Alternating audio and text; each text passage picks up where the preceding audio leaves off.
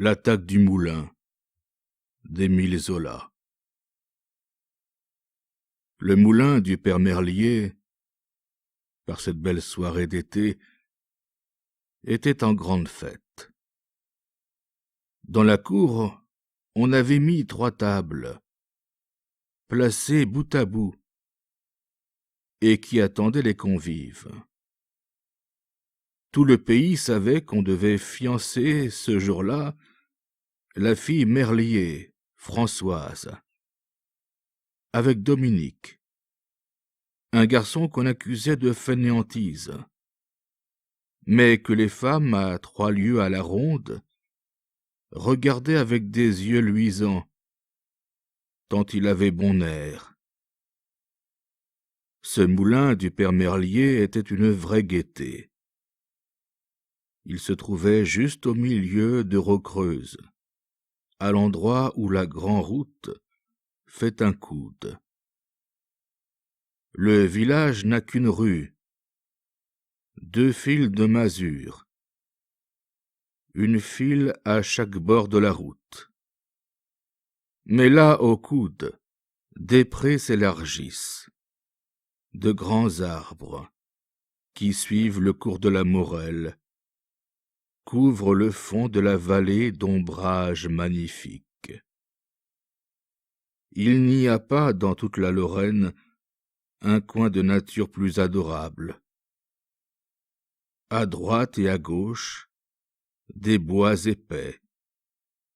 Des futaies séculaires montent des pentes douces, emplissent l'horizon d'une mer de verdure, tandis que vers le midi la plaine s'étend, d'une fertilité merveilleuse, déroulant à l'infini des pièces de terre coupées de haies vives. Mais ce qui fait surtout le charme de Rocreuze, c'est la fraîcheur de ce trou de verdure, aux journées les plus chaudes de juillet et d'août. La Morelle descend des bois de Gagny, et il semble qu'elle prenne le froid des feuillages sous lesquels elle coule pendant des lieues. Elle apporte les bruits murmurants, l'ombre glacée et recueillie des forêts, et elle n'est point la seule fraîcheur. Toutes sortes d'eaux courantes chantent sous les bois. À chaque pas, des sources jaillissent. On sent lorsqu'on suit les étroits sentiers, comme des lacs souterrains qui percent sous la mousse et profitent des moindres fentes, au pied des arbres, entre les roches, pour s'épancher en fontaines cristallines. Les voix chuchotantes de ces ruisseaux s'élèvent si nombreuses et si hautes qu'elles couvrent le champ des bouvreuils. On se croirait dans quelque parc enchanté, avec des cascades, tombant de toutes parts. En bas, les prairies sont trempées. Des marronniers gigantesques font des ombres noires. Au bord des prés, de longs rideaux de peupliers alignent leurs tentures bruissantes. Il y a 2 avenues d'énormes platanes qui montent à travers champs, vers l'ancien château de Gagny, aujourd'hui en ruine. Dans cette terre continuellement arrosée, les herbes grandissent démesurément. C'est comme un fond de parterre entre les 2 coteaux boisés, mais de parterre naturel, dont les prairies sont les pelouses, et dont les arbres géants dessinent les colossales corbeilles. Quand le soleil à midi tombe d'aplomb, les ombres bleuissent, les herbes allumées dorment dans la chaleur, tandis qu'un frisson glacé passe sous les feuillages. Et c'était là que le moulin du père Merlier égayait de son tic-tac, un coin de verdure folle. La bâtisse, faite de plâtre et de planches, semblait vieille comme le monde. Elle trempait à moitié dans la Morelle, qui arrondit à cet endroit un clair bassin. Une écluse était ménagée. La chute tombait de quelques mètres sur la roue du moulin, qui craquait en tournant, avec l'atout asthmatique d'une fidèle servante vieillie dans la maison. Quand on conseillait au père Merlier de la changer, il hochait la tête en disant qu'une jeune roue serait plus paresseuse et ne connaîtrait pas si bien le travail. Et il raccommodait l'ancienne avec tout ce qui lui tombait sous la main, des douves de tonneaux, des ferrures rouillées, du zinc, du plomb. La roue en paraissait plus gaie, avec son profil devenu étrange, tout empanaché d'herbes et de mousse. Lorsque l'eau la battait de son flot d'argent, elle se couvrait de perles. On voyait passer son étrange carcasse, sous une parure éclatante de colliers de nacre. La partie du moulin qui trempait ainsi dans la Morelle avait l'air d'une arche barbare, échouée là. Une bonne moitié du logis était bâtie sur des pieux. L'eau entrait sous le plancher. Il y avait des trous, bien connus dans le pays, pour les anguilles et les écrevisses énormes qu'on y prenait. En dessous de la chute, le bassin était limpide comme un miroir, et lorsque la roue ne le troublait pas de son écume, on apercevait des bandes de gros poissons qui nageaient avec des lenteurs d'escadre. Un escalier rompu descendait à la rivière, près d'un pieu où était amarrée une barque. Une galerie de bois passait au-dessus de la roue. Des fenêtres s'ouvraient, percées irrégulièrement. C'était un pêle-mêle d'encoignures, de petites murailles, de constructions ajoutées après coup, de poutres et de toitures, qui donnaient au moulin un aspect d'ancienne citadelle démantelée. Mais des lierres avaient poussé. Toutes sortes de plantes grimpantes bouchaient les crevasses trop grandes et mettaient un manteau vert à la vieille demeure. Les demoiselles qui passaient dessinaient sur leurs albums le moulin du père Merlier. Du côté de la route, la maison était plus solide. Un portail en pierre s'ouvrait sur la grande cour, que bordaient à droite et à gauche des hangars et des écuries. Près d'un puits, un orme immense couvrait de son ombre la moitié de la cour. Au fond, la maison alignait les 4 fenêtres de son premier étage, surmontées d'un colombier. La seule coquetterie du père Merlier était de faire badigeonner cette façade tous les 10 ans. Elle venait justement d'être blanchie, et elle éblouissait le village, lorsque le soleil l'allumait, au milieu du jour. Depuis 20 ans, le père Merlier était maire de Rocreuse. On l'estimait pour la fortune qu'il avait su faire. On lui donnait quelque chose comme 80 000 francs, amassés sou à sou. Quand il avait épousé Madeleine Guillard, qui lui apportait en dot le moulin, il ne possédait guère que ses 2 bras, Mais Madeleine ne s'était jamais repenti de son choix, tant il avait su mener gaillardement les affaires du ménage. Aujourd'hui, la femme était défunte. Il restait veuf avec sa fille Françoise. Sans doute il aurait pu se reposer, laisser la roue du moulin dormir dans la mousse.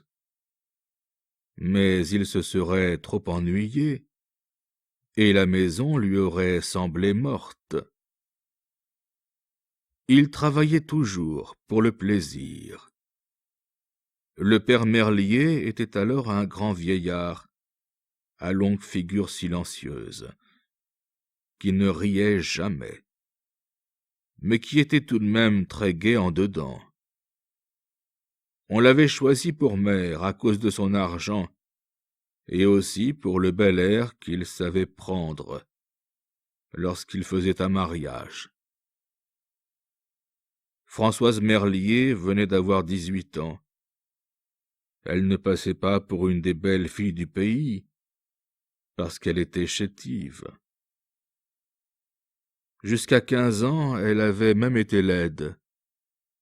On ne pouvait pas comprendre à Roquereuse comment la fille du père et de la mère Merlier, tous deux si bien plantés, poussait mal et d'un air de regret.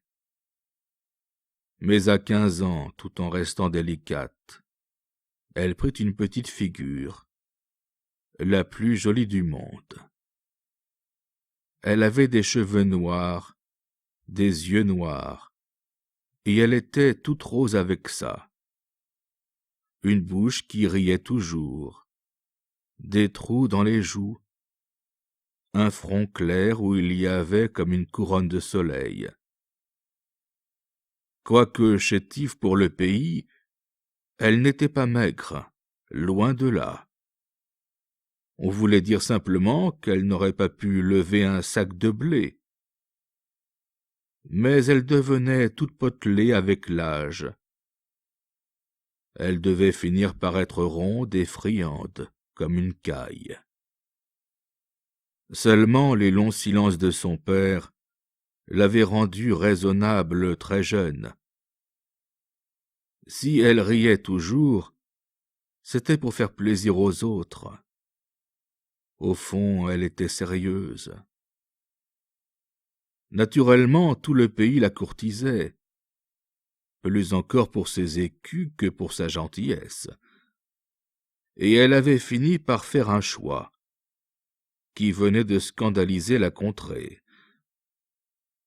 De l'autre côté de la Morelle vivait un grand garçon, que l'on nommait Dominique Panker. Il n'était pas de Roquereuse. 10 ans auparavant, il était arrivé de Belgique, pour hériter d'un oncle, qui possédait un petit bien sur la lisière même de la forêt de Gagny, juste en face du moulin, à quelques portées de fusil. Il venait pour vendre ce bien, disait-il, et retourner chez lui. Mais le pays le charma, paraît-il, car il n'en bougea plus. On le vit cultiver son bout de champ, récolter quelques légumes dont il vivait. Il pêchait, il chassait. Plusieurs fois les gardes faillirent le prendre et lui dresser des procès-verbaux. Cette existence libre dont les paysans ne s'expliquaient pas bien les ressources avait fini par lui donner un mauvais renom. On le traitait vaguement de braconnier. En tout cas, il était paresseux, car on le trouvait souvent endormi dans l'herbe, à des heures où il aurait dû travailler. La masure qu'il habitait sous les derniers arbres de la forêt ne semblait pas non plus la demeure d'un honnête garçon. Il aurait eu un commerce avec les loups des ruines de Gagny, que cela n'aurait point surpris les vieilles femmes.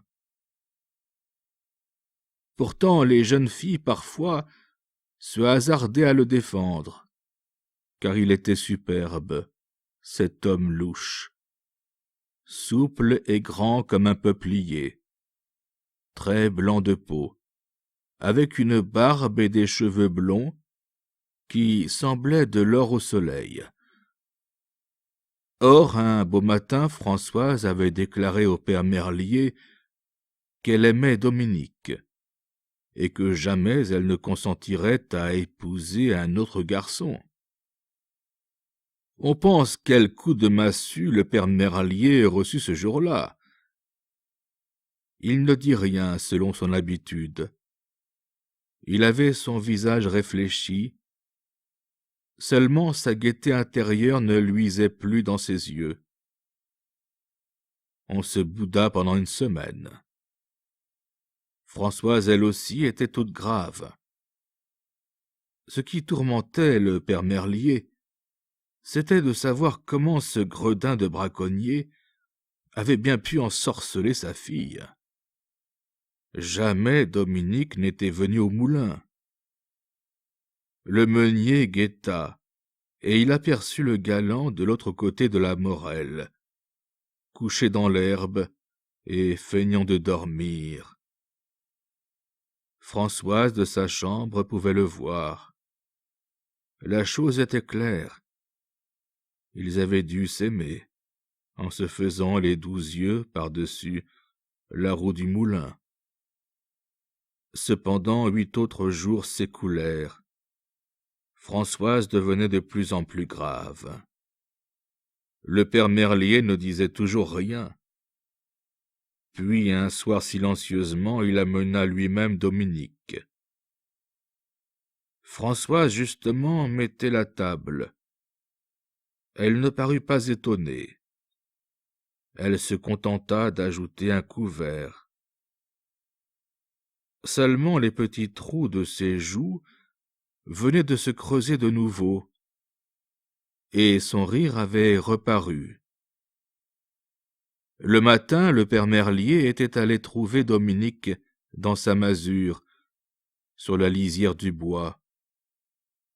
Là, les 2 hommes avaient causé pendant 3 heures, les portes et les fenêtres fermées. Jamais personne n'a su ce qu'ils avaient pu se dire. Ce qu'il y a de certain, c'est que le père Merlier, en sortant, traitait déjà Dominique comme son fils. Sans doute le vieillard avait trouvé le garçon qu'il était allé chercher, un brave garçon, dans ce paresseux qui se couchait sur l'herbe pour se faire aimer des filles. Tout Recreuse clabauda. Les femmes sur les portes ne tarissaient pas au sujet de la folie du père Merlier, qui introduisait ainsi chez lui un garnement. Il laissa dire. Peut-être s'était-il souvenu de son propre mariage. Lui non plus ne possédait pas un sou vaillant lorsqu'il avait épousé Madeleine et son moulin. Cela pourtant ne l'avait point empêché de faire un bon mari. D'ailleurs, Dominique coupa court au cancan, en se mettant si rudement à la besogne que le pays en fut émerveillé. Justement, le garçon du moulin était tombé au sort, et jamais Dominique ne voulut qu'on en engageât un autre. Il porta les sacs, conduisit la charrette, se battit avec la vieille roue quand elle se faisait prier pour tourner. Tout cela d'un tel cœur qu'on venait le voir par plaisir. Le père Merlier avait son rire silencieux. Il était très fier d'avoir deviné ce garçon. Il n'y a rien comme l'amour pour donner du courage aux jeunes gens. Au milieu de toute cette grosse besogne, Françoise et Dominique s'adoraient. Ils ne se parlaient guère, mais ils se regardaient avec une douceur souriante. Jusque-là, le père Merlier n'avait pas dit un seul mot au sujet du mariage. et tous deux respectaient ce silence, attendant la volonté du vieillard. Enfin, un jour vers le milieu de juillet, il avait fait mettre 3 tables dans la cour, sous le grand orme, en invitant ses amis de Roquereuse à venir le soir boire un coup avec lui. Quand la cour fut pleine et que tout le monde eut le verre en main, le père Merlier leva le sien très haut, en disant « C'est pour avoir le plaisir de vous annoncer que Françoise épousera ce gaillard-là dans 1 mois, le jour de la Saint-Louis. » Alors on trinqua bruyamment. Tout le monde riait, mais le père Merlier, haussant la voix, dit encore « Dominique, embrasse ta promise, ça se doit. » Et ils s'embrassèrent très rouges, pendant que l'assistance riait plus fort. Ce fut une vraie fête. On vida un petit tonneau. Puis, quand il n'y eut là que les amis intimes, on causa d'une façon calme. La nuit était tombée, une nuit étoilée et très claire. Dominique et Françoise, assis sur un banc, l'un près de l'autre, ne disaient rien. Un vieux paysan parlait de la guerre que l'empereur avait déclarée à la Prusse. Tous les gars du village étaient déjà partis. La veille, des troupes avaient encore passé. On allait se cogner dur. « Bah !» dit le père Merlier, avec l'égoïsme d'un homme heureux. « Dominique est étranger, il ne partira pas. Et si les Prussiens venaient, il serait là pour défendre sa femme. » Cette idée que les Prussiens pouvaient venir parut une bonne plaisanterie. On allait leur flanquer une raclée soignée, et ce serait vite fini. « Je les ai déjà vus. Je les ai déjà vus, » répéta d'une voix sourde le vieux paysan. Il y eut un silence. Puis on trinqua une fois encore. Françoise et Dominique n'avaient rien entendu. Ils s'étaient pris doucement la main, derrière le banc, sans qu'on pût les voir. Et cela leur semblait si bon qu'ils restaient là, les yeux perdus au fond des ténèbres. Quelle nuit tiède et superbe! Le village s'endormait aux 2 bords de la route blanche, dans une tranquillité d'enfant. On n'entendait plus de loin en loin que le chant de quelques coqs, éveillés trop tôt. Des grands bois voisins descendaient de longues haleines qui passaient sur les toitures, comme des caresses. Les prairies avec leur ombrage noir prenaient une majesté mystérieuse et recueillie, tandis que toutes les sources, toutes les eaux courantes, qui jaillissaient dans l'ombre, semblaient être la respiration fraîche et rythmée de la campagne endormie. Par instants, la vieille roue du moulin, ensommeillée, paraissait rêver comme ces vieux chiens de garde qui aboient en ronflant. Elle avait des craquements, elle causait toute seule, bercée par la chute de la Morelle, dont la nappe rendait le son musical et continu d'un tuyau d'orgue. Jamais une paix plus large n'était descendue sur un coin plus heureux de nature.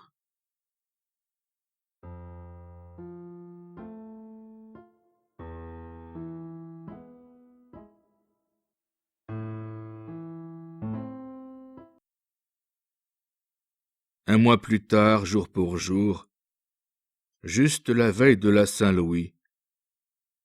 Recreuse était dans l'épouvante. Les Prussiens avaient battu l'empereur et s'avançaient à marche forcée vers le village. Depuis une semaine, des gens qui passaient sur la route annonçaient les Prussiens. « Ils sont à Lormière ! Ils sont à Novelle !» Et à entendre qu'ils se rapprochaient si vite, Recreuse chaque matin croyait les voir descendre par les bois de Gagny. Ils ne venaient point cependant, cela effrayait davantage. Bien sûr qu'ils tomberaient sur le village pendant la nuit, et qu'ils égorgeraient tout le monde. La nuit précédente, un peu avant le jour, il y avait eu une alerte. Les habitants s'étaient réveillés en entendant un grand bruit d'hommes sur la route. Les femmes déjà se jetaient à genoux et faisaient des signes de croix lorsqu'on avait reconnu des pantalons rouges en trouvant prudemment les fenêtres. C'était un détachement français. Le capitaine avait tout de suite demandé le maire du pays, et il était resté au moulin, après avoir causé avec le père Merlier. Le soleil se levait gaiement ce jour-là. Il ferait chaud à midi. Sur les bois, une clarté blonde flottait, tandis que dans les fonds, au-dessus des prairies, montaient des vapeurs blanches.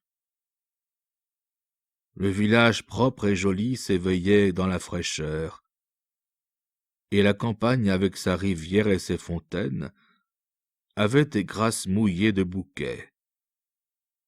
Mais cette belle journée ne faisait rire personne.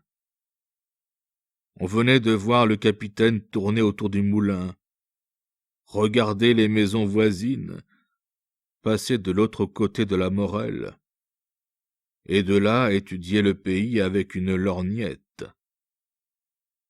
Le père Merlier, qui l'accompagnait, semblait donner des explications. Puis le capitaine avait posté des soldats derrière des murs, derrière des arbres, dans des trous. Le gros du détachement campait dans la cour du moulin. On allait donc se battre. Et quand le père Merlier revint, on l'interrogea. Il fit un long signe de tête, sans parler. Oui, on allait se battre. Françoise et Dominique étaient là, dans la cour, qui le regardaient. Il finit par ôter sa pipe de la bouche et dit cette simple phrase. « Ah, mes pauvres petits, ce n'est pas demain que je vous marierai. » Dominique, les lèvres serrées, avec un pli de colère au front, se haussait parfois, restait les yeux fixés sur les bois de Gagny, comme s'il eût voulu voir arriver les Prussiens. Françoise, très pâle, sérieuse, allait et venait, fournissant aux soldats ce dont ils avaient besoin. Ils faisaient la soupe dans un coin de la cour et plaisantaient en attendant de manger. Cependant, le capitaine paraissait ravi.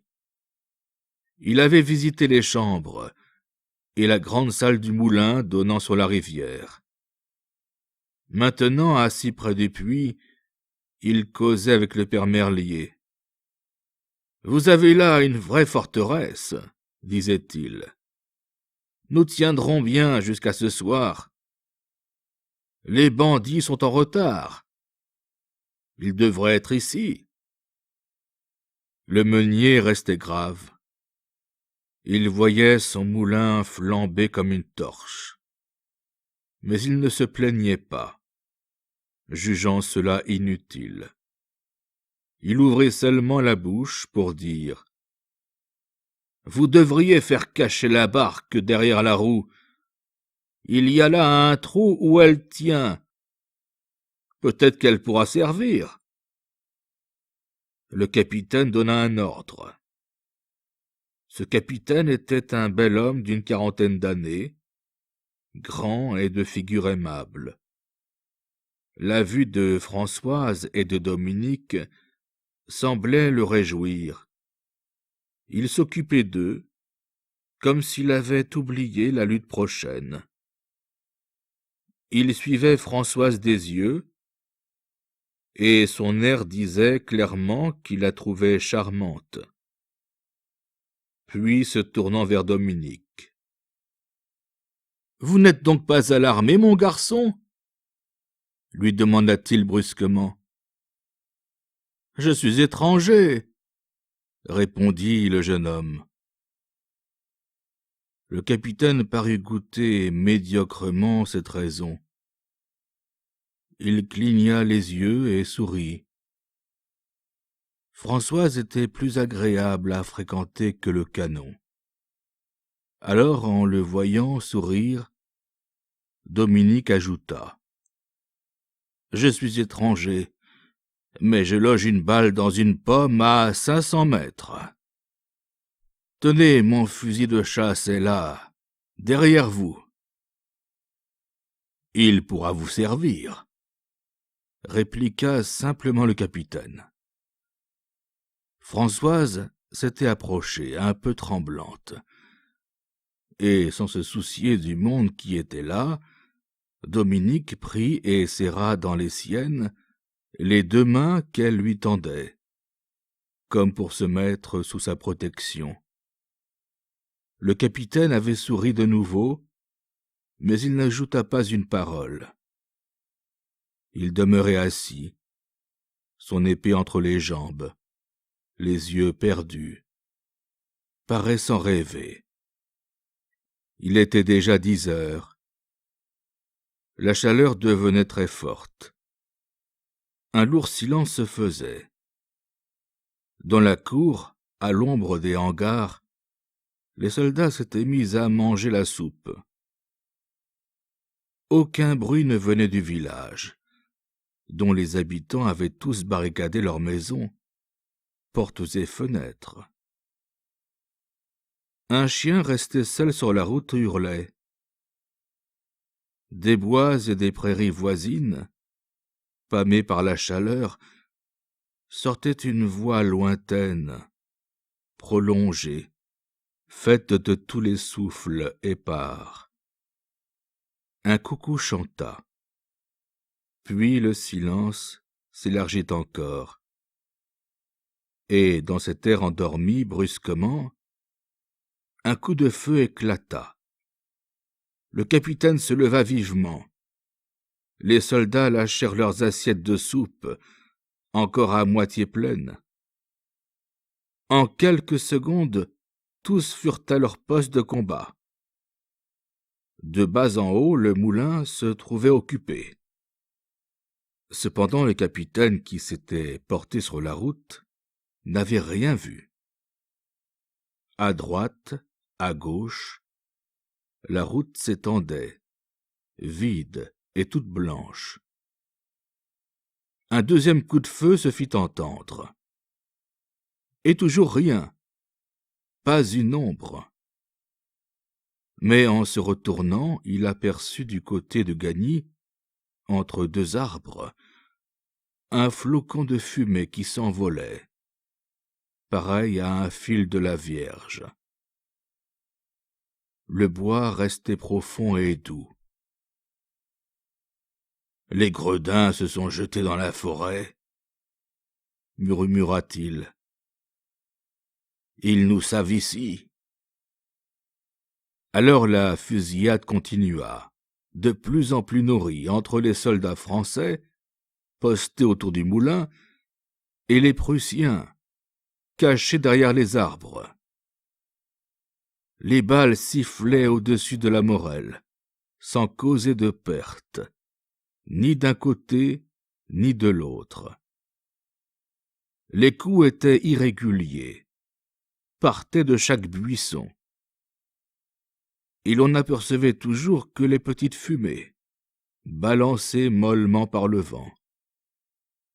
Cela dura près de 2 heures.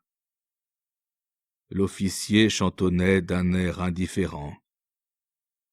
Françoise et Dominique, qui étaient restés dans la cour, se haussaient et regardaient par-dessus une muraille basse. Ils s'intéressaient surtout à un petit soldat, posté au bord de la Morelle, derrière la carcasse d'un vieux bateau. Il était à plat ventre, guettait, lâchait son coup de feu, puis se laissait glisser dans un fossé, un peu en arrière, pour recharger son fusil. Et ses mouvements étaient si drôles, si rusés, si souples, qu'on se laissait aller à sourire en le voyant. Il dut apercevoir quelques têtes de Prussiens, car il se leva vivement et épaula. Mais avant qu'il eût tiré, il jeta un cri, tourna sur lui-même et roula dans le fossé, où ses jambes eurent un instant le roidissement convulsif des pattes d'un poulet qu'on égorge. Le petit soldat venait de recevoir une balle en pleine poitrine. C'était le premier mort. Instinctivement, Françoise avait saisi la main de Dominique et la lui serrait dans une crispation nerveuse. « Ne restez pas là !» dit le capitaine. « Les balles viennent jusqu'ici. » En effet, un petit coup sec s'était fait entendre dans le vieil orme, et un bout de branche tombait en se balançant. Mais les 2 jeunes gens ne bougèrent pas, cloués par l'anxiété du spectacle. À la lisière du bois, un Prussien était brusquement sorti de derrière un arbre, comme d'une coulisse, battant l'air de ses bras et tombant à la renverse. Et rien ne bougea plus. Les 2 morts semblaient dormir au grand soleil. On ne voyait toujours personne dans la campagne alourdie. Le pétillement de la fusillade lui-même cessa. Seule la Morelle chuchotait avec son bruit clair. Le père Merlier regarda le capitaine d'un air de surprise, comme pour lui demander si c'était fini. « Voilà le grand coup !» murmura celui-ci. « Méfiez-vous, ne restez pas là !» Il n'avait pas achevé qu'une décharge effroyable eut lieu. Le grand orme fut comme fauché. Une volée de feuilles tournoya. Les Prussiens avaient heureusement tiré trop haut. Dominique entraîna, emporta presque Françoise, tandis que le père Merlier les suivait, en criant « Mettez-vous dans le petit caveau, les murs sont solides !» Mais ils ne l'écoutèrent pas. Ils entrèrent dans la grande salle, où une dizaine de soldats attendaient en silence, les volets fermés, guettant par des fentes.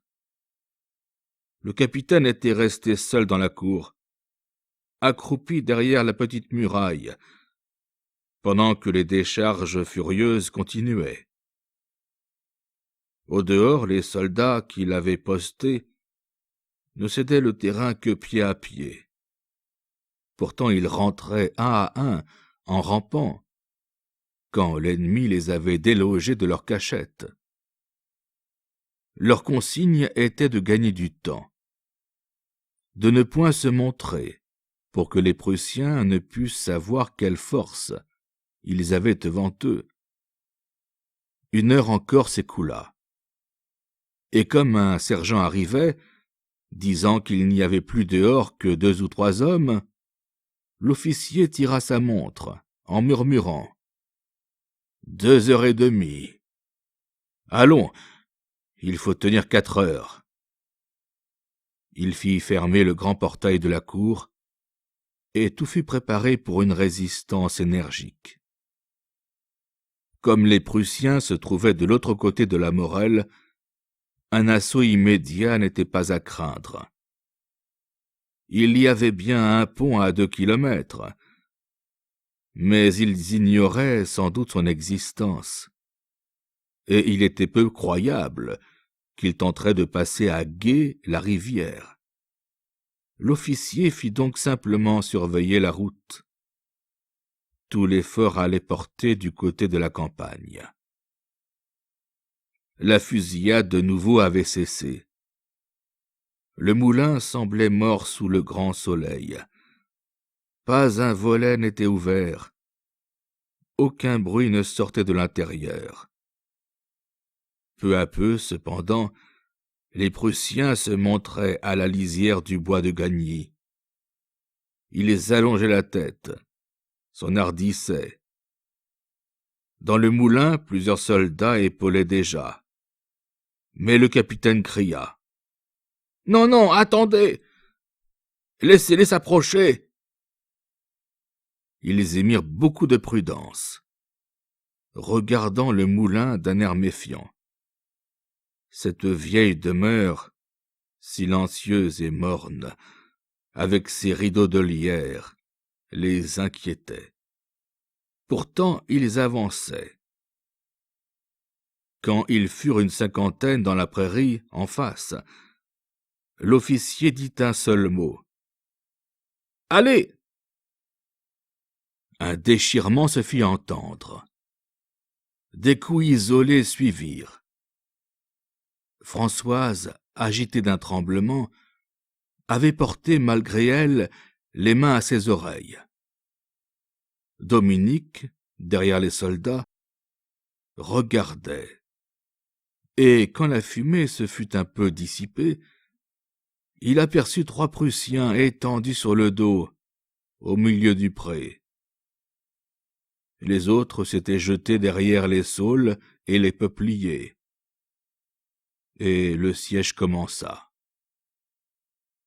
Pendant plus d'1 heure, le moulin fut criblé de balles. Elles en fouettaient les vieux murs comme une grêle. Lorsqu'elles frappaient sur de la pierre, on les entendait s'écraser et retomber à l'eau. Dans le bois, elles s'enfonçaient avec un bruit sourd. Parfois, un craquement annonçait que la roue venait d'être touchée. Les soldats à l'intérieur ménageaient leurs coups, ne tiraient que lorsqu'ils pouvaient viser. De temps à autre, le capitaine consultait sa montre, et comme une balle fendait un volet et allait se loger dans le plafond, « 4 heures, murmura-t-il. Nous ne tiendrons jamais. » Peu à peu, en effet, cette fusillade terrible ébranlait le vieux moulin. Un volet tomba à l'eau, troué comme une dentelle, et il fallut le remplacer par un matelas.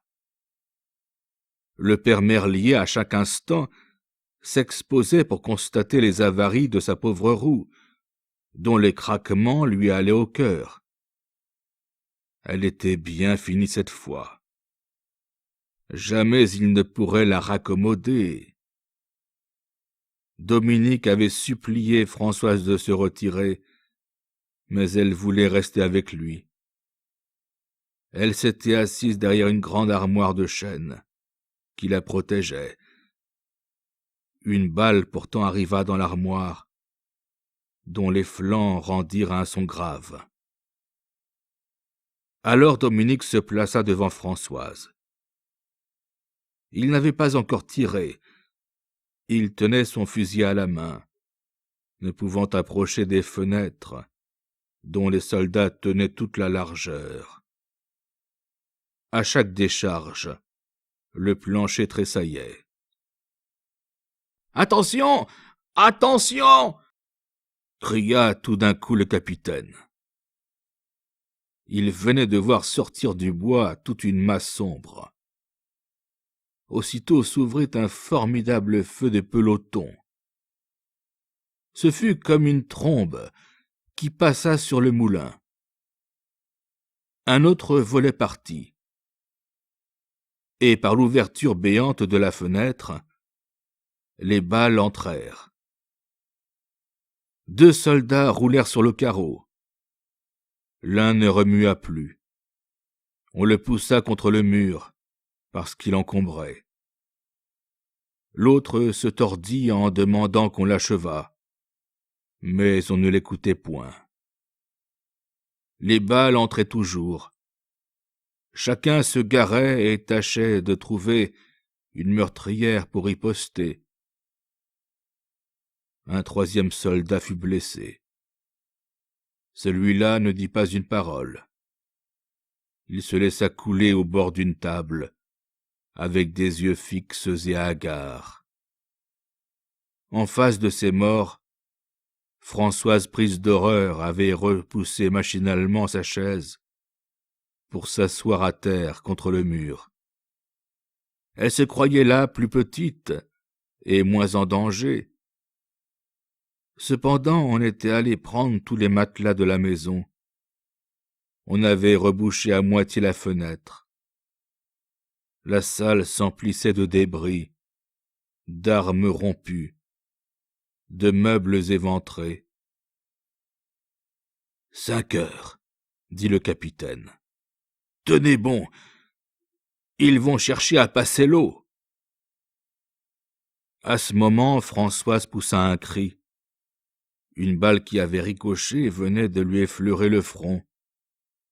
Quelques gouttes de sang parurent. Dominique la regarda, puis, s'approchant de la fenêtre, il lâcha son premier coup de feu, et il ne s'arrêta plus.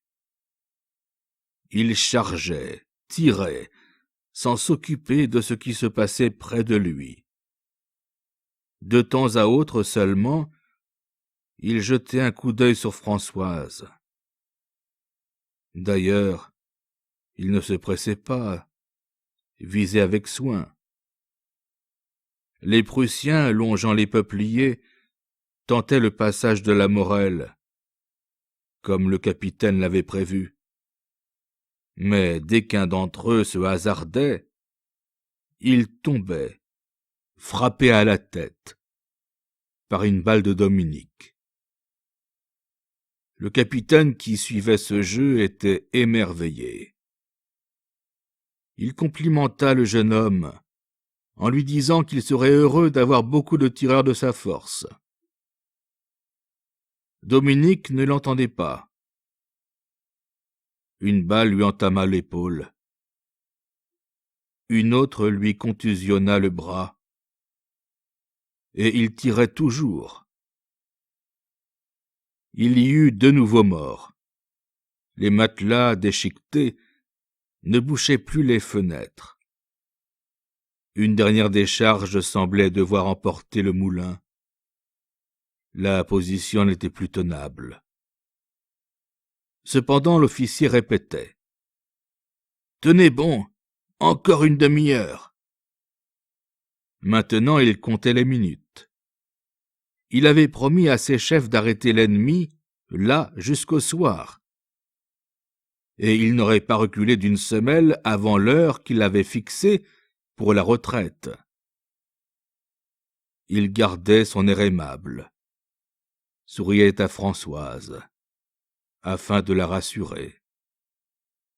Lui-même venait de ramasser le fusil d'un soldat mort et faisait le coup de feu. Il n'y avait plus que 4 soldats dans la salle. Les Prussiens se montraient en masse, sur l'autre bord de la Morelle, et il était évident qu'ils allaient passer la rivière d'un moment à l'autre. Quelques minutes s'écoulèrent encore. Le capitaine s'entêtait, ne voulait pas donner l'ordre de la retraite, lorsqu'un sergent accourut en disant « Ils sont sur la route. Ils vont nous prendre par derrière. » Les Prussiens devaient avoir trouvé le pont. Le capitaine tira sa montre. « Encore 5 minutes, dit-il. Ils ne seront pas ici avant 5 minutes. » Puis, à 6 heures précises, il consentit enfin à faire sortir ses hommes par une petite porte qui donnait sur une ruelle. De là, ils se jetèrent dans un fossé. Ils gagnèrent la forêt de Sauval. Le capitaine avait, avant de partir, salué très poliment le père Merlier, en s'excusant, et il avait même ajouté « Amusez-les, nous reviendrons. » Cependant, Dominique était resté seul dans la salle. Il tirait toujours, n'entendant rien, ne comprenant rien. Il n'éprouvait que le besoin de défendre Françoise. Les soldats étaient partis, sans qu'il s'en doutât le moins du monde. Il visait et tuait son homme à chaque coup. Brusquement, il y eut un grand bruit. Les Prussiens, par derrière, venaient d'envahir la cour. Il lâcha un dernier coup, et ils tombèrent sur lui, comme son fusil fumait encore. 4 hommes le tenaient. D'autres vociféraient autour de lui, dans une langue effroyable. Ils faillirent l'égorger tout de suite. François s'était jetée en avant, suppliante. Mais un officier entra et se fit remettre le prisonnier. Après quelques phrases qu'il échangea en allemand avec les soldats, il se tourna vers Dominique et lui dit rudement, en très bon français, « Vous serez fusillé dans 2 heures. »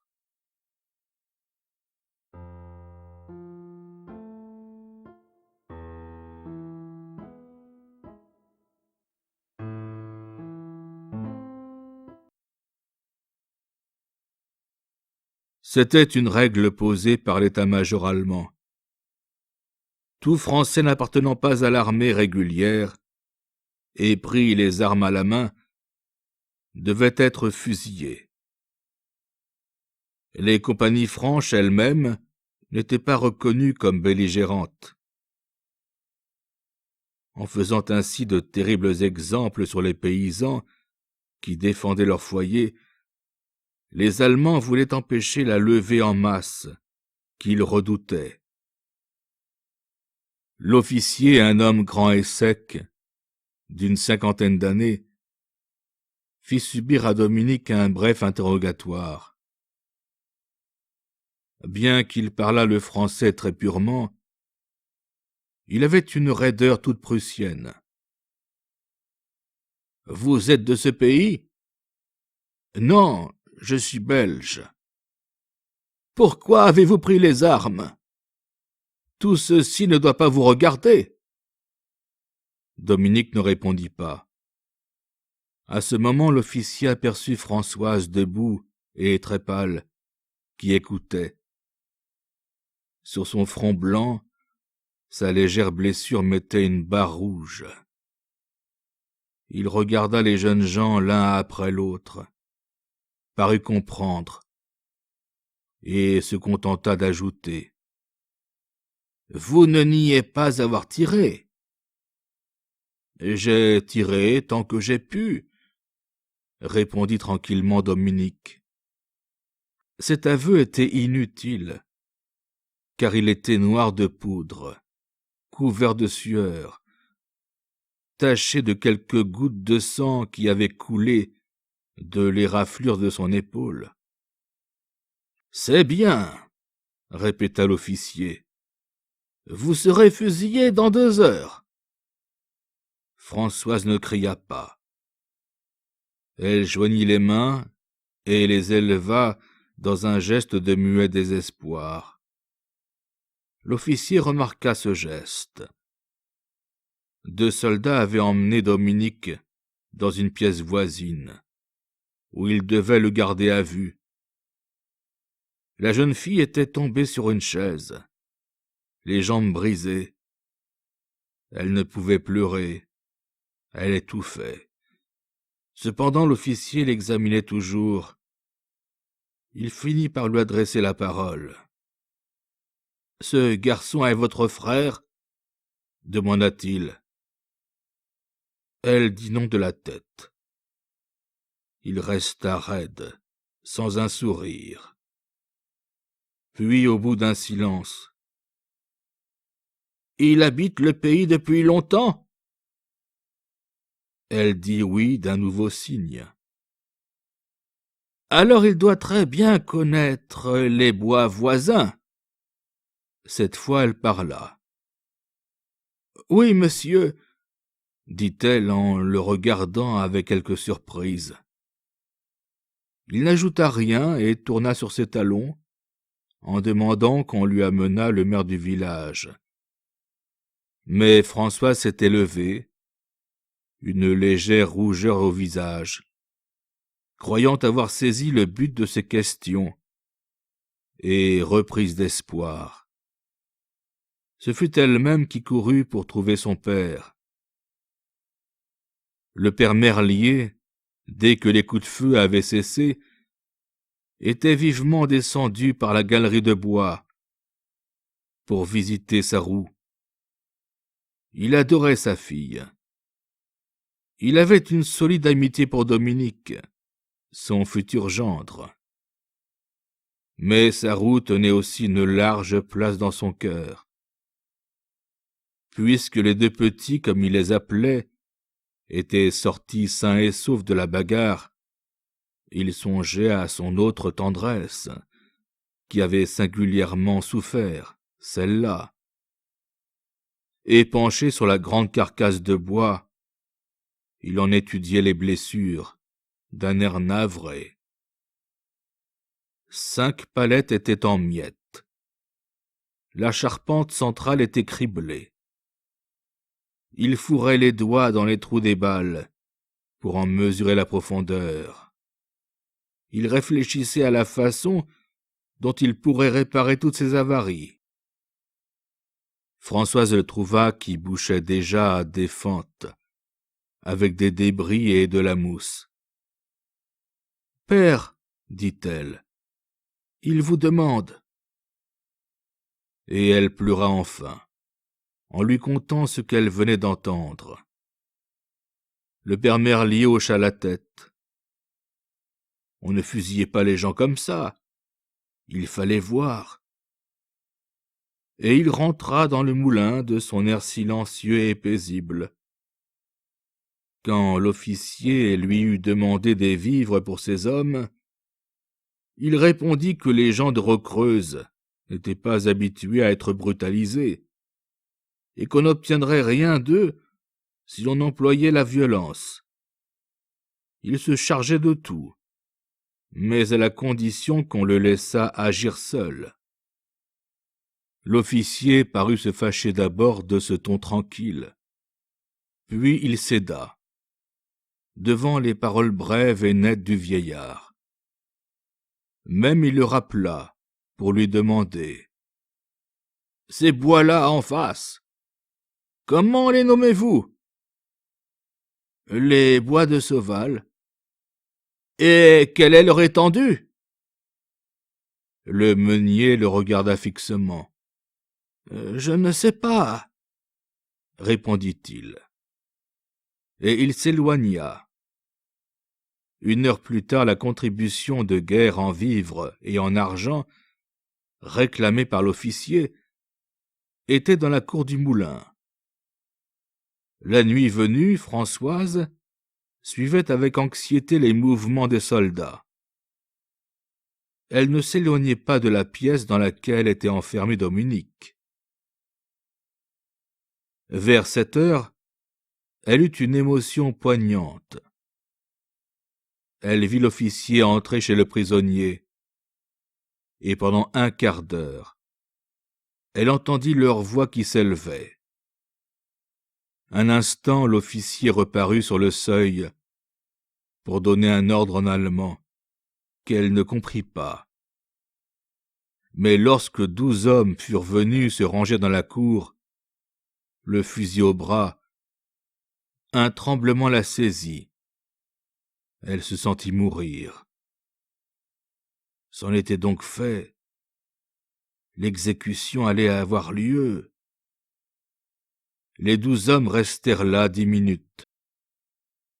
La voix de Dominique continuait à s'élever sur un ton de refus violent. Enfin l'officier sortit, en fermant brutalement la porte, et en disant « C'est bien, réfléchissez, je vous donne jusqu'à demain matin. » Et d'un geste, il fit rompre les rangs aux 12 hommes. Françoise restait hébétée. Le père Merlier, qui avait continué de fumer sa pipe, en regardant le peloton d'un air simplement curieux, vint la prendre par le bras, avec une douceur paternelle. Il l'emmena dans sa chambre. « Tiens-toi tranquille, » lui dit-il. « Tâche de dormir. Demain, il fera jour, et nous verrons. » En se retirant, il l'enferma par prudence. Il avait pour principe que les femmes ne sont bonnes à rien et qu'elles gâtent tout lorsqu'elles s'occupent d'une affaire sérieuse. Cependant, Françoise ne se coucha pas. Elle demeura longtemps assise sur son lit, écoutant les rumeurs de la maison. Les soldats allemands, campés dans la cour, chantaient et riaient. Ils durent manger et boire jusqu'à 11 heures, car le tapage ne cessa pas un instant. Dans le moulin même, des palous résonnaient de temps à autre. Sans doute des sentinelles qu'on relevait. Mais ce qui l'intéressait surtout, c'étaient les bruits qu'elle pouvait saisir dans la pièce qui se trouvait sous sa chambre. Plusieurs fois, elle se coucha par terre. Elle appliqua son oreille contre le plancher. Cette pièce était justement celle où l'on avait enfermé Dominique.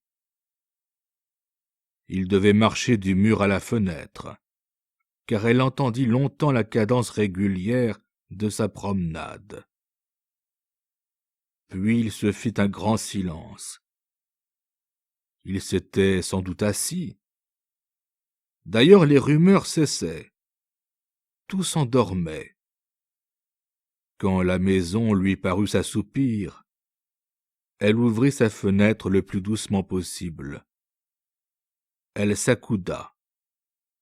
Au dehors, la nuit avait une sérénité tiède. Le mince croissant de la lune, qui se couchait derrière les bois de Sauval, éclairait la campagne d'une lueur de veilleuse. L'ombre allongée des grands arbres barrait de noir les prairies, tandis que l'herbe, aux endroits découverts, prenait une douceur de velours verdâtre. Mais Françoise ne s'arrêtait guère au charme mystérieux de la nuit. Elle étudiait la campagne, cherchant les sentinelles que les Allemands avaient dû poster de ce côté. Elle voyait parfaitement leurs ombres s'échelonner le long de la Morelle. Une seule se trouvait devant le moulin, de l'autre côté de la rivière, près d'un saule, dont les branches trempaient dans l'eau. Françoise la distinguait parfaitement. C'était un grand garçon qui se tenait immobile, la face tournée vers le ciel, de l'air rêveur d'un berger. Alors, quand elle eut ainsi inspecté les lieux avec soin, elle revint s'asseoir sur son lit. Elle y resta 1 heure, profondément absorbée. Puis elle écouta de nouveau. La maison n'avait plus un souffle. Elle retourna à la fenêtre, jeta un coup d'œil. Mais sans doute une des cornes de la lune, qui apparaissait encore derrière les arbres, lui parut gênante, car elle se remit à attendre. Enfin, l'heure lui sembla venue. La nuit était toute noire. Elle n'apercevait plus la sentinelle en face. La campagne s'étalait comme une mare d'encre. Elle tendit l'oreille un instant et se décida. Il y avait là, passant près de la fenêtre, une échelle de fer, des barres scellées dans le mur, qui montaient de la roue au grenier, et qui servaient autrefois au meunier pour visiter certains rouages. Puis le mécanisme avait été modifié. Depuis longtemps, l'échelle disparaissait sous les lierres épais qui couvraient ce côté du moulin. Françoise bravement enjamba la balustrade de sa fenêtre, saisit une des barres de fer et se trouva dans le vide. Elle commença à descendre. Ses jupons l'embarrassaient beaucoup. Brusquement, une pierre se détacha de la muraille et tomba dans la morelle, avec un rejaillissement sonore. Elle s'était arrêtée, glacée d'un frisson. Mais elle comprit que la chute d'eau, de son ronflement continu, couvrait à distance tous les bruits qu'elle pouvait faire. Et elle descendit alors plus hardiment, tâtant le lierre du pied, s'assurant des échelons. Lorsqu'elle fut à la hauteur de la chambre qui servait de prison à Dominique, elle s'arrêta. Une difficulté imprévue faillit lui faire perdre tout son courage. La fenêtre de la pièce du bas n'était pas régulièrement percée au-dessous de la fenêtre de sa chambre. Elle s'écartait de l'échelle, et lorsqu'elle allongea la main, elle ne rencontra que la muraille. Lui faudrait-il donc remonter, sans pousser son projet jusqu'au bout? Ses bras se lassaient. Le murmure de la Morelle, au-dessous d'elle, commençait à lui donner des vertiges. Alors elle arracha du mur de petits fragments de plâtre et les lança dans la fenêtre de Dominique. Il n'entendait pas, peut-être dormait-il. Elle émietta encore la muraille. Elle s'écorchait les doigts. Et elle était à bout de force. Elle se sentait tomber à la renverse, lorsque Dominique ouvrit enfin doucement. « C'est moi !» murmura-t-elle. « Prends-moi vite, je tombe !» C'était la première fois qu'elle le tutoyait. Il la saisit en se penchant et la porta dans la chambre. Là, elle eut une crise de larmes, étouffant ses sanglots, pour qu'on ne l'entendît pas. Puis, par un effort suprême, elle se calma. « Vous êtes gardé ?» demanda-t-elle à voix basse. Dominique, encore stupéfait de la voir ainsi, fit un simple signe en montrant sa porte. De l'autre côté, on entendait un ronflement. La sentinelle, cédant au sommeil, avait dû se coucher par terre, contre la porte, en se disant que de cette façon, le prisonnier ne pouvait bouger. « Il faut fuir !» reprit-elle vivement. « Je suis venue pour vous supplier de fuir et pour vous dire adieu. » Mais lui ne paraissait pas l'entendre. Il répétait. « Comment? C'est vous? C'est vous?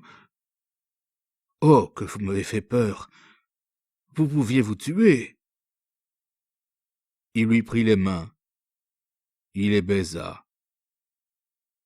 « Que je vous aime, Françoise. Vous êtes aussi courageuse que bonne. Je n'avais qu'une crainte, c'était de mourir sans vous avoir revu. Mais vous êtes là, et maintenant ils peuvent me fusiller. Quand j'aurai passé un quart d'heure avec vous, je serai prêt. » Peu à peu, il l'avait attirée à lui, et elle appuyait sa tête sur son épaule. Le danger les rapprochait. Ils oubliaient tout dans cette étreinte. « Ah, Françoise !» reprit Dominique, d'une voix caressante. « C'est aujourd'hui la Saint-Louis, le jour si longtemps attendu de notre mariage. Rien n'a pu nous séparer, puisque nous voilà tous les deux seuls, fidèles au rendez-vous. N'est-ce pas? C'est à 7 heures le matin des noces. »« Oui, oui, » répéta-t-elle, « le matin des noces. » Ils échangèrent un baiser en frissonnant. Mais tout d'un coup elle se dégagea. La terrible réalité se dressait devant elle. « Il faut fuir, il faut fuir !» bégaya-t-elle. « Ne perdons pas une minute !» Et comme il tendait les bras dans l'ombre pour la reprendre, elle le tutoya de nouveau. « Oh, je t'en prie, écoute-moi. Si tu meurs, je mourrai. Dans 1 heure, il fera jour. Je veux que tu partes tout de suite. » Alors rapidement, elle expliqua son plan. L'échelle de fer descendait jusqu'à la roue. Là, il pourrait céder des palettes et entrer dans la barque, qui se trouvait dans un enfoncement. Il lui serait facile ensuite de gagner l'autre bord de la rivière et de s'échapper. « Mais il doit y avoir des sentinelles, » dit-il. « Une seule, en face, au pied du premier saule. Et si elle m'aperçoit, si elle veut crier... » Françoise frissonna. Elle lui mit dans la main un couteau qu'elle avait descendu. Il y eut un silence. « Et votre père? Et vous ?» reprit Dominique. « Mais non, je ne puis fuir. Quand je ne serai plus là, ces soldats vous massacreront peut-être. Vous ne les connaissez pas. Ils m'ont proposé de me faire grâce si je consentais à les guider dans la forêt de Sauval. Lorsqu'ils ne me trouveront plus, ils sont capables de tout. » La jeune fille ne s'arrêta pas à discuter. Elle répondit simplement à toutes les raisons qu'il donnait. « Par amour pour moi, fuyez. Si vous m'aimez, Dominique, ne restez pas ici 1 minute de plus. » Puis elle promit de remonter dans sa chambre. On ne saurait pas qu'elle l'avait aidé. Elle finit par le prendre dans ses bras, par l'embrasser, pour le convaincre avec un élan de passion extraordinaire. Lui était vaincu. Il ne posa plus qu'une question. « Jurez-moi que votre père connaît votre démarche et qu'il me conseille la fuite. »«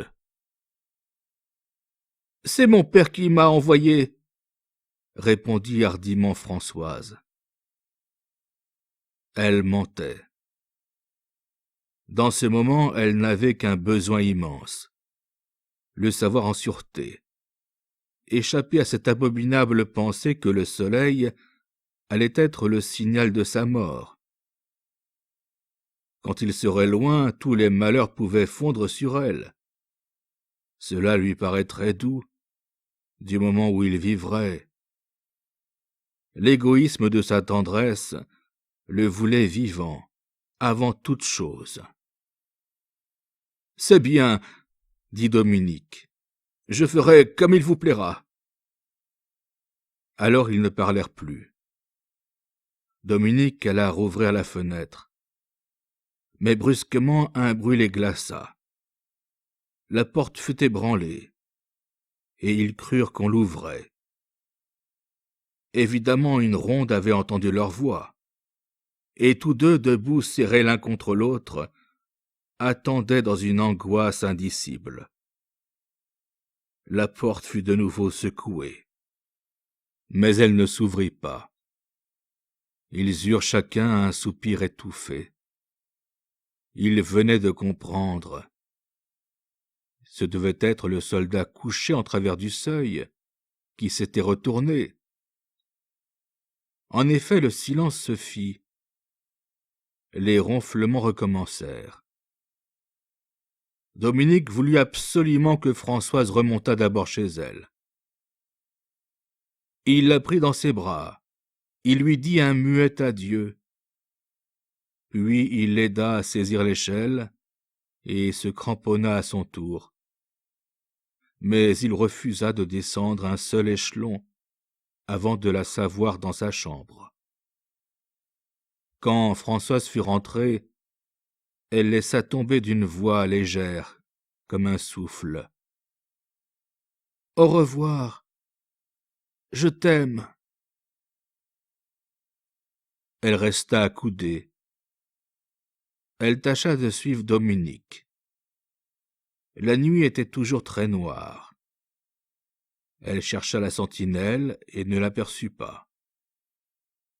Seul le saule faisait une tache pâle au milieu des ténèbres. Pendant un instant, elle entendit le frôlement du corps de Dominique, le long du lierre. Ensuite, la roue craqua, et il y eut un léger clapotement qui lui annonça que le jeune homme venait de trouver la barque. Une minute plus tard, en effet, elle distingua la silhouette sombre de la barque sur la nappe grise de la Morelle. Alors une angoisse terrible la reprit à la gorge. À chaque instant, elle croyait entendre le cri d'alarme de la sentinelle. Les moindres bruits, épars dans l'ombre, lui semblaient des pas précipités de soldats, des froissements d'armes, des bruits de fusils qu'on armait. Pourtant les secondes s'écoulaient. La campagne gardait sa paix souveraine. Dominique devait aborder à l'autre rive. Françoise ne voyait plus rien. Le silence était majestueux. Et elle entendit un piétinement, un cri rauque, la chute sourde d'un corps. Puis le silence se fit plus profond. Alors, comme si elle eût senti la mort passer, elle resta toute froide, en face de l'épaisse nuit.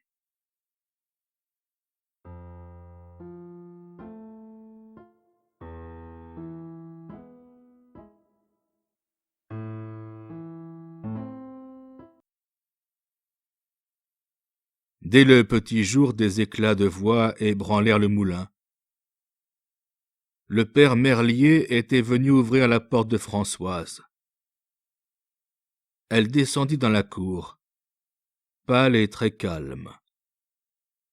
Mais là, elle ne put réprimer un frisson, en face du cadavre d'un soldat prussien, qui était allongé près du puits, sur un manteau étalé.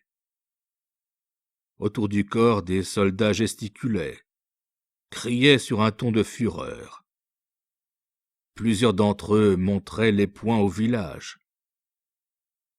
Cependant, l'officier venait de faire appeler le père Merlier comme maire de la commune.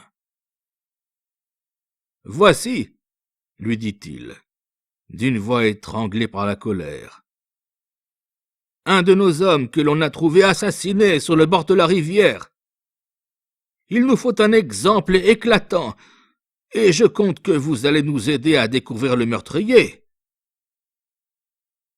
Tout ce que vous voudrez, » répondit le meunier avec son flegme. « Seulement ce ne sera pas commode. » L'officier s'était baissé pour écarter un pan du manteau qui cachait la figure du mort. Alors apparut une horrible blessure. La sentinelle avait été frappée à la gorge, et l'arme était restée dans la plaie. C'était un couteau de cuisine à manche noire. « Regardez ce couteau !» dit l'officier au père Merlier. « Peut-être nous aidera-t-il dans nos recherches. » Le vieillard avait eu un tressaillement, mais il se remit aussitôt. Il répondit sans qu'un muscle de sa face bougeât. « Tout le monde a des couteaux pareils dans nos campagnes. Peut-être que votre homme s'ennuyait de se battre, et qu'il se sera fait son affaire lui-même. Ça se voit. »« Taisez-vous !» cria furieusement l'officier. « Je ne sais ce qui me retient de mettre le feu aux quatre coins du village. » La colère heureusement l'empêchait de remarquer la profonde altération du visage de Françoise. Elle avait dû s'asseoir sur le banc de pierre près du puits. Malgré elle, ses regards ne quittaient plus ce cadavre, étendu à terre, presque à ses pieds. C'était un grand et beau garçon, qui ressemblait à Dominique avec des cheveux blonds et des yeux bleus. Cette ressemblance lui retournait le cœur. Elle pensait que le mort avait peut-être laissé là-bas, en Allemagne, quelque amoureuse qui allait pleurer. Et elle reconnaissait son couteau dans la gorge du mort. Elle l'avait tué. Cependant, l'officier parlait de frapper Rocreuse, de mesures terribles, lorsque des soldats coururent. On venait de s'apercevoir seulement de l'évasion de Dominique. Cela causa une agitation extrême. L'officier se rendit sur les lieux, regarda par la fenêtre laissée ouverte, comprit tout, et revint exaspéré. Le père Merlier parut très contrarié de la fuite de Dominique. « L'imbécile !» murmura-t-il. « Il gâte tout !» Françoise, qui l'entendit, fut prise d'angoisse. Son père, d'ailleurs, ne soupçonnait pas sa complicité. Il hocha la tête en lui disant à demi-voix : « À présent, nous voilà propres. »« C'est ce gredin, c'est ce gredin !» criait l'officier. « Il aura gagné les bois, mais il faut qu'on nous le retrouve, ou le village paiera pour lui. » Et s'adressant au meunier : « Voyons, vous devez savoir où il se cache. » Le père Merlier eut son rire silencieux, en montrant la large étendue des coteaux boisés. « Comment voulez-vous trouver un homme là-dedans ? » dit-il. « Oh, il doit y avoir des trous que vous connaissez. Je vais vous donner 10 hommes. Vous les guiderez. »« Je veux bien, seulement il nous faudra 8 jours pour battre tous les bois des environs. » La tranquillité du vieillard enrageait l'officier. Il comprenait en effet le ridicule de cette battue. Ce fut alors qu'il aperçut sur le banc Françoise, pâle et tremblante. L'attitude anxieuse de la jeune fille le frappa. Il se tut un instant, examinant tour à tour le meunier et Françoise. « Est-ce que cet homme, finit-il par demander brusquement au vieillard, n'est pas l'amant de votre fille ?» Le père Merlier devint livide, et l'on put croire qu'il allait se jeter sur l'officier pour l'étrangler. Il se raidit. Il ne répondit pas. Françoise avait mis son visage entre ses mains. « Oui, c'est cela, » continua le Prussien. vous ou votre fille l'avez aidé à fuir. Vous êtes son complice. Une dernière fois, voulez-vous nous le livrer? » Le meunier ne répondit pas. Il s'était détourné, regardant au loin d'un air indifférent, comme si l'officier ne s'adressait pas à lui. Cela mit le comble à la colère de ce dernier. « Eh bien, déclara-t-il, vous allez être fusillé à sa place. » Et il commanda une fois encore le peloton d'exécution. Le père Merlier garda son flegme. Il eut à peine un léger haussement d'épaule. Tout ce drame lui semblait d'un goût médiocre. Sans doute il ne croyait pas qu'on fusillât un homme si aisément.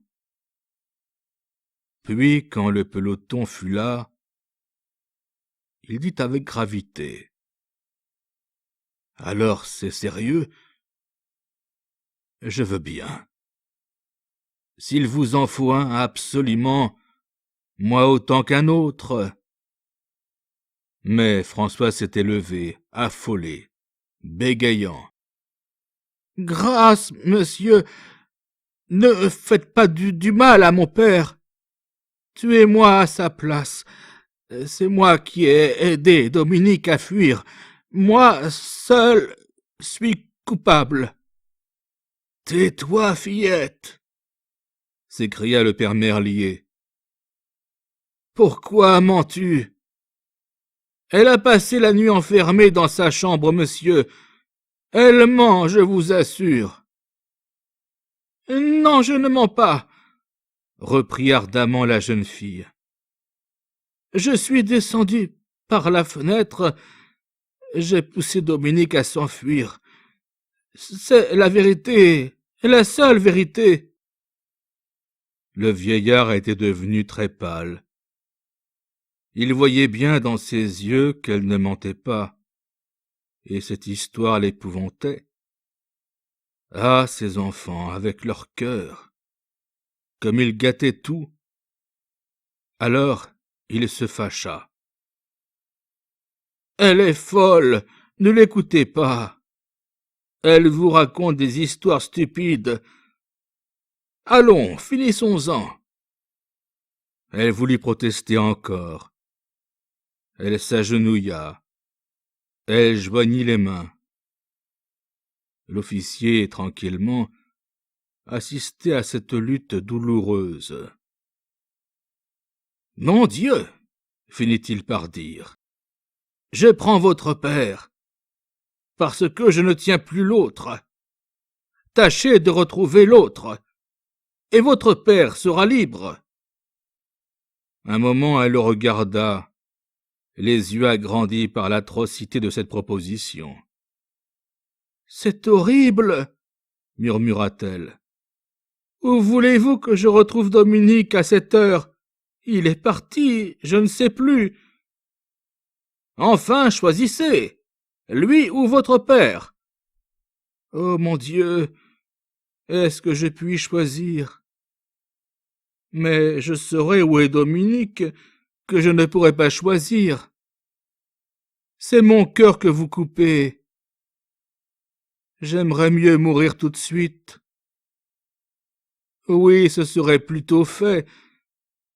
Tuez-moi, je vous en prie, tuez-moi. » Cette scène de désespoir et de larmes finissait par impatienter l'officier. Il s'écria: « En voilà assez.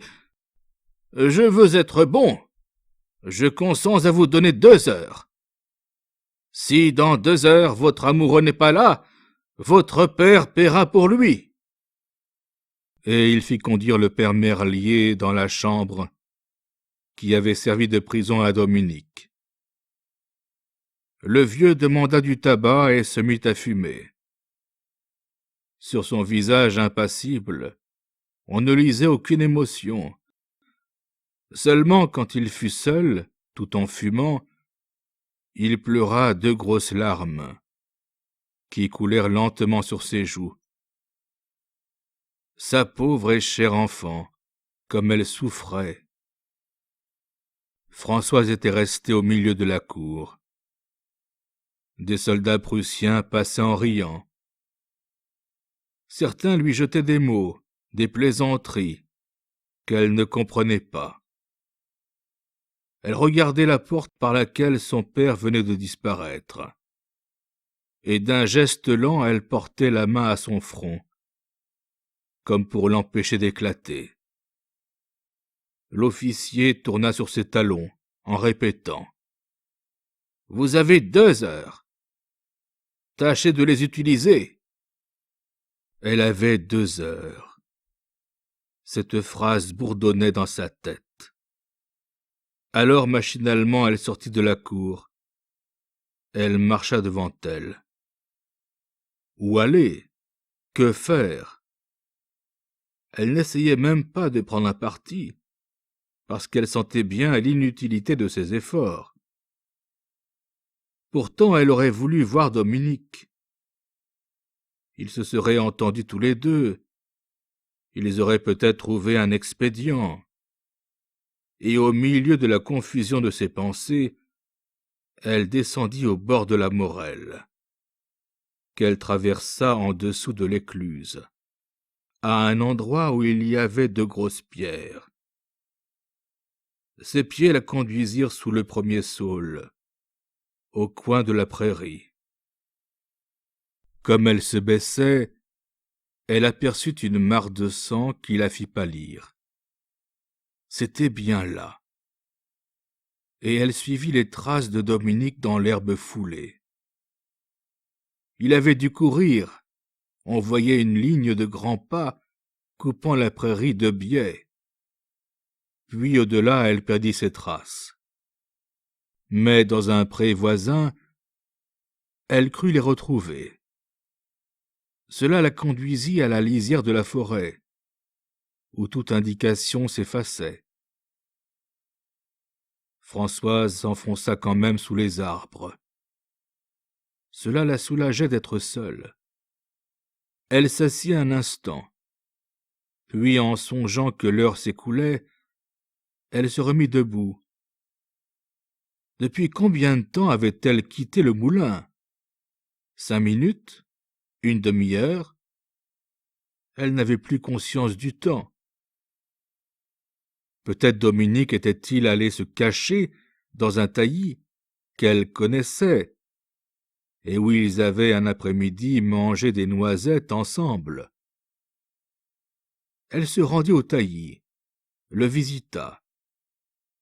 Un merle seul s'envola, en sifflant sa phrase douce et triste. Alors elle pensa qu'il s'était réfugié dans un creux de roche, où il se mettait parfois à l'affût. Mais le creux de roche était vide. À quoi bon le chercher? Elle ne le trouverait pas. Et peu à peu, le désir de le découvrir la passionnait. Elle marchait plus vite. L'idée qu'il avait dû monter dans un arbre lui vint brusquement. Elle avança dès lors les yeux levés, et pour qu'il la sût près de lui, elle l'appelait tous les 15 à 20 pas. Des coucous répondaient. Un souffle qui passait dans les branches lui faisait croire qu'il était là et qu'il descendait. Une fois même, elle s'imagina le voir. Elle s'arrêta, étranglée, avec l'envie de fuir. Qu'allait-elle lui dire? Venait-elle donc pour l'emmener et le faire fusiller? Oh non, elle ne parlerait point de ces choses. Elle lui crierait de se sauver, de ne pas rester dans les environs.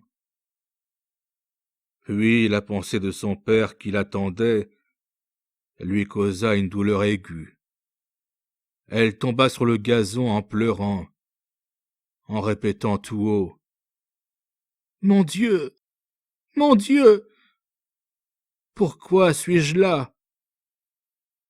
Elle était folle d'être venue, et comme prise de peur, elle courut. elle chercha à sortir de la forêt. 3 fois elle se trompa, et elle croyait qu'elle ne retrouverait plus le moulin, lorsqu'elle déboucha dans une prairie, juste en face de Recreuse. Dès qu'elle aperçut le village, elle s'arrêta. Est-ce qu'elle allait rentrer seule? Elle restait debout quand une voix l'appela doucement. « Françoise! Françoise !» Et elle vit Dominique qui levait la tête, au bord d'un fossé. Juste Dieu, elle l'avait trouvé. Le ciel voulait donc sa mort. Elle retint un cri. Elle se laissa glisser dans le fossé. « Tu me cherchais ?» demanda-t-il. « Oui, » répondit-elle, la tête bourdonnante, ne sachant ce qu'elle disait. « Ah, que se passe-t-il » Elle baissa les yeux, elle balbutia. « Mais rien, j'étais inquiète, je désirais te voir. » Alors tranquillisé, il lui expliqua qu'il n'avait pas voulu s'éloigner. Il craignait pour eux. Ces gredins de Prussiens étaient très capables de se venger sur les femmes et sur les vieillards. Enfin, tout allait bien, et il ajouta en riant. « La noce sera pour dans 8 jours, voilà tout !» Puis, comme elle restait bouleversée, il redevint grave. « Mais qu'as-tu? Tu me caches quelque chose ?»« Non, je te jure, j'ai couru pour venir. » Il l'embrassa, en disant que c'était imprudent pour elle et pour lui de causer davantage. Et il voulut remonter le fossé, afin de rentrer dans la forêt. Elle le retint. Elle tremblait. « Écoute, tu ferais peut-être bien tout de même de rester là. Personne ne te cherche. Tu ne crains rien. »« Françoise, tu me caches quelque chose, » répéta-t-il. De nouveau, elle jura qu'elle ne lui cachait rien. Seulement, elle aimait mieux le savoir près d'elle. Et elle bégaya encore d'autres raisons. Elle lui parut si singulière que maintenant lui-même aurait refusé de s'éloigner. D'ailleurs, il croyait au retour des Français. On avait vu des troupes du côté de Sauval. « Ah, qu'il se presse, qu'il soit ici le plus tôt possible !» murmura-t-elle avec ferveur. À ce moment, 11 heures sonnèrent au clocher de Recreuse. Les coups arrivaient, clairs et distincts. Elle se leva, effarée. Il y avait 2 heures qu'elle avait quitté le moulin. « Écoute, » dit-elle rapidement, « si nous avons besoin de toi, je monterai dans ma chambre et j'agiterai mon mouchoir. » Et elle partit en courant, pendant que Dominique, très inquiet, s'allongeait au bord du fossé pour surveiller le moulin. Comme elle allait rentrer dans Recreuse, Françoise rencontra un vieux mendiant, le père Bontemps, qui connaissait tout le pays. Il la salua. Il venait de voir le meunier au milieu des Prussiens. Puis, en faisant des signes de croix et en marmottant des mots entrecoupés, il continua sa route. « Les 2 heures sont passées !» dit l'officier, quand Françoise parut. Le père Merlier était là, assis sur le banc, près du puits. Il fumait toujours. La jeune fille de nouveau supplia, pleura, s'agenouilla. Elle voulait gagner du temps. L'espoir de voir revenir les Français avait grandi en elle. Et tandis qu'elle se lamentait, Elle croyait entendre au loin les pas cadencés d'une armée. Oh, s'ils avaient paru, s'ils les avaient tous délivrés! Écoutez, monsieur, 1 heure, encore 1 heure. Vous pouvez bien nous accorder 1 heure. Mais l'officier restait inflexible. Il ordonna même à 2 hommes de s'emparer d'elle et de l'emmener, pour qu'on procédât à l'exécution du vieux tranquillement. Alors un combat affreux se passa dans le cœur de Françoise. Elle ne pouvait laisser ainsi assassiner son père. Non, non, elle mourrait plutôt avec Dominique. Et elle s'élançait vers sa chambre, lorsque Dominique lui-même entra dans la cour. L'officier et les soldats poussèrent un cri de triomphe. Mais lui, comme s'il n'y avait eu là que Françoise, s'avança vers elle, tranquille, un peu sévère. « C'est mal, dit-il. Pourquoi ne m'avez-vous pas ramené? Il a fallu que le père Bontemps me contât les choses. Enfin, me voilà. »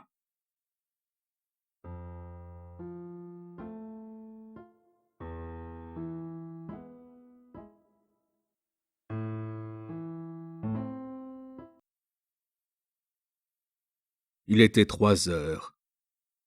De grands nuages noirs avaient lentement empli le ciel. La queue de quelque orage voisin. Ce ciel jaune, ces haillons cuivrés changeaient la vallée de Recreuse, si gai au soleil, en un coupe-gorge plein d'une ombre louche. L'officier prussien s'était contenté de faire enfermer Dominique, sans se prononcer sur le sort qu'il lui réservait. Depuis midi, Françoise agonisait dans une angoisse abominable. Elle ne voulait pas quitter la cour, malgré les instances de son père. Elle attendait les Français.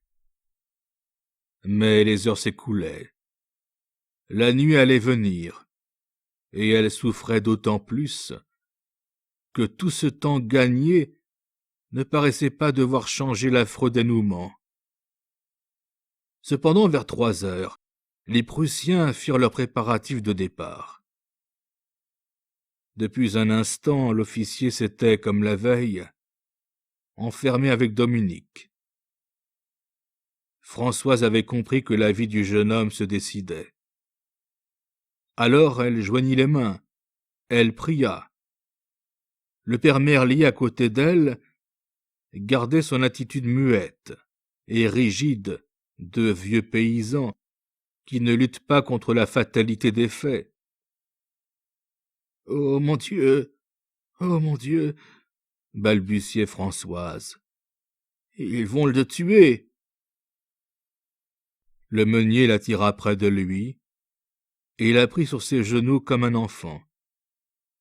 À ce moment, l'officier sortait, tandis que derrière lui, 2 hommes amenaient Dominique. « Jamais, jamais !» criait ce dernier. « Je suis prêt à mourir. »« Réfléchissez bien, » reprit l'officier. « Ce service que vous me refusez, un autre nous le rendra. Je vous offre la vie. Je suis généreux. Il s'agit simplement de nous conduire à Montredon, à travers bois. Il doit y avoir des sentiers. » Dominique ne répondait plus. « Alors, vous vous entêtez ? » ?»« Tuez-moi et finissons-en, » répondit-il. Françoise, les mains jointes, le suppliait de loin. Elle oubliait tout. Elle lui aurait conseillé une lâcheté. Mais le père Merlier lui saisit les mains pour que les Prussiens ne vissent pas son geste de femme affolée. « Il a raison, » murmura-t-il.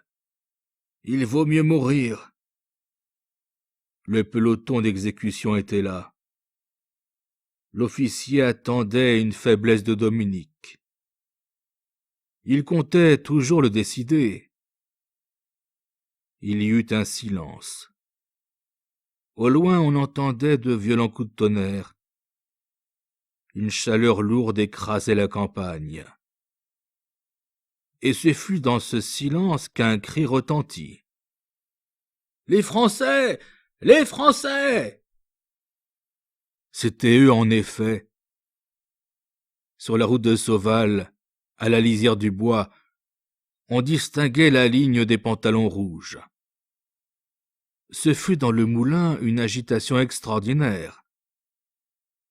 Les soldats prussiens couraient, avec des exclamations gutturales. D'ailleurs, pas un coup de feu n'avait encore été tiré. « Les Français! Les Français !» criait Françoise en battant des mains. Elle était comme folle. Elle venait de s'échapper de l'étreinte de son père, et elle riait, les bras en l'air.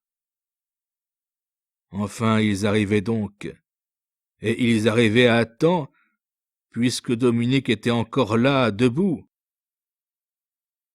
Un feu de peloton terrible, qui éclata comme un coup de foudre à ses oreilles, la fit se retourner. L'officier venait de murmurer « Avant tout, réglons cette affaire !» Et poussant lui-même Dominique contre le mur d'un hangar, il avait commandé le feu.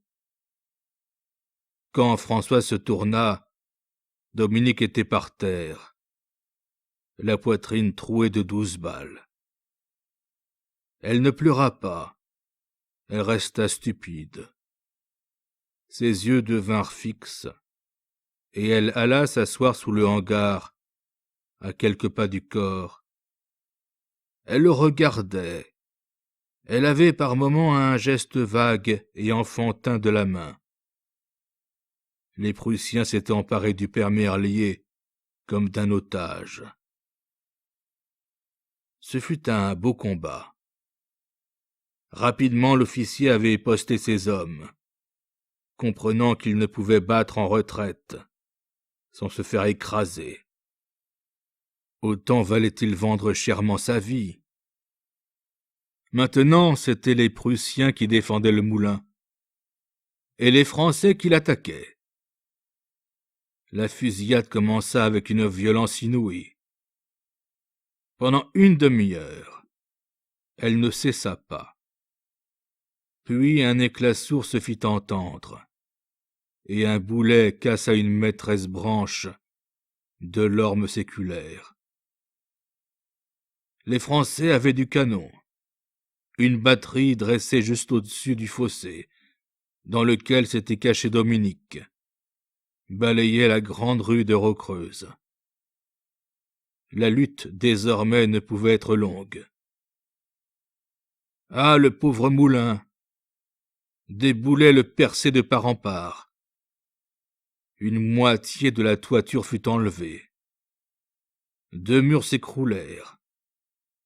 Mais c'était surtout du côté de la Morelle que le désastre devint lamentable. Les lierres arrachées de murailles ébranlées pendaient comme des guenilles. La rivière emportait des débris de toutes sortes, et l'on voyait par une brèche la chambre de Françoise avec son lit, dont les rideaux blancs étaient soigneusement tirés. Coup sur coup, la vieille roue reçut de boulets, et elle eut un gémissement suprême. Les palettes furent charriées dans le courant. La carcasse s'écrasa.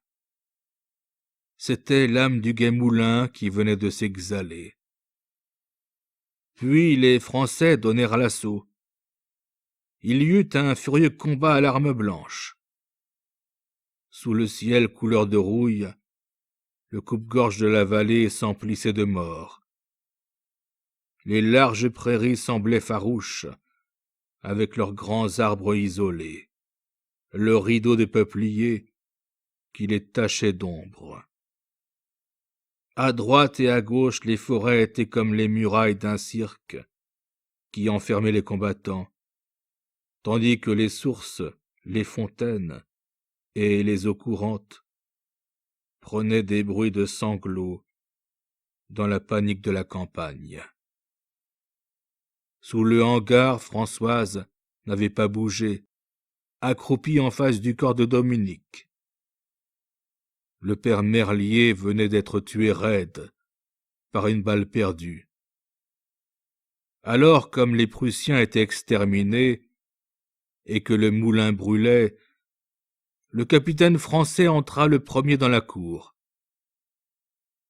Depuis le commencement de la campagne, c'était l'unique succès qu'il remportait. Aussi tout enflammé, grandissant sa haute taille, riait-il de son air aimable de beau cavalier.